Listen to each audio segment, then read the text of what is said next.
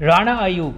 You might have heard about her hit jobs on PM Modi, her hateful campaigns against Ram Mandir and CAA, or her articles for international publications defaming India time and again. Rana Ayub has never disappointed her masters. From actively communalizing matters, inciting hate against Hindus, and demonizing nationalists. But this time she has slipped while raising funds for Indians in need. And it's a major slip up.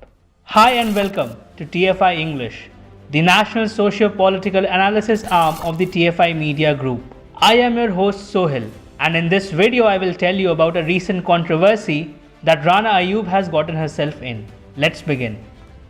Alleged journalist Rana Ayub finds herself at the center of a controversy yet again. This time around, the allegations leveled against the alleged journalist are very serious in nature. While Rana Ayub is known to have been writing propagandist lies against India in foreign media publications for exorbitant rates, the charges now facing Ayub include those of FCRA violations in India. Ever since the Modi government has come to power in the country, FCRA violations have been taken very seriously, and the act itself has been made very stringent with amendments.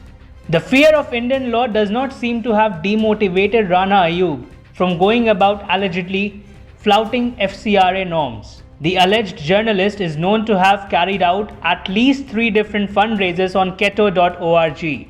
One was for slum dwellers and farmers, the second was intended to benefit migrant workers, while the latest fundraiser was carried out for the benefit of daily wage earners. While Rana Ayub's alleged illegalities seem to have been missed by the public during her first 2 fundraisers, the latest campaign by the propagandist has indeed raised many eyebrows. According to FCRA norms, in order to receive foreign funds, one has to either register the organization and get an FCRA certificate, or one has to receive prior permission from relevant authorities. Under no circumstances can any individual accept foreign funds into their bank account.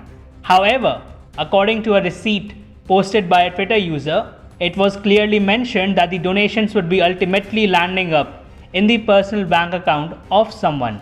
It does not take an incredible genius to figure out who that someone would be.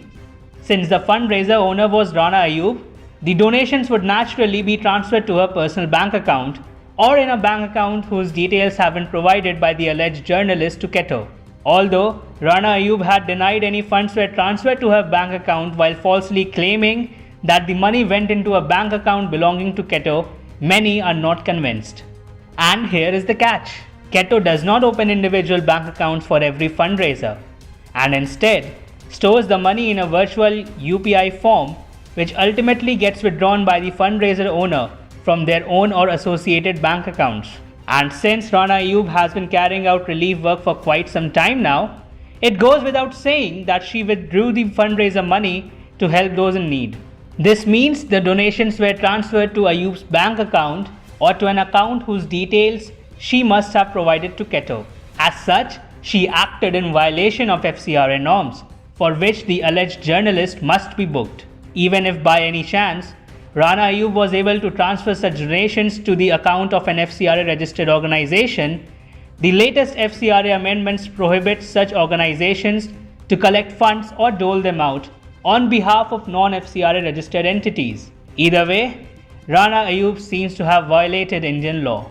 In perhaps a sign of her criminality, the alleged journalist has now ended her latest fundraiser on Keto and blamed a malicious campaign on social media along with hit jobs by propaganda websites as the reason for her fundraiser finding itself in the midst of a national storm.